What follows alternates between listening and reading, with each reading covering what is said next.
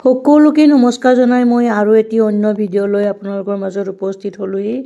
এই ভিডিঅ'টো যিখিনি কাপোৰ দেখুৱাইছোঁ সেইখিনি কাপোৰ সম্পূৰ্ণ হেণ্ডমেড মাটিশালত বনোৱা ষ্টেপুল কটনৰ যোৰা হয়। এই ষ্টেপুল কটন যোৰাবোৰৰ মেখেলাখন খুবেই হেভি হয়, আঁঠুলৈকে ফুল হ'ব। ব্লাউজ পিচ চাইড পাৰি সকলোখিনি আছে। আঁচলখনৰ চাদৰখনৰ আঁচলখনৰ মিনিমাম 1.5 হাতমান দীঘল হয়। যদি আপোনালোকে এই ভিডিঅ'টো দেখুওৱা কাপোৰখিনি ল'বলৈ বিচাৰে দেৰি নকৰি স্ক্ৰীনশ্বট লৈ আমাক হোৱাটছএপ কৰিব, নহ'লে কল কৰিব। খুবেই ট্ৰেণ্ডিঙত চলি থকা কাপোৰ এইখিনি।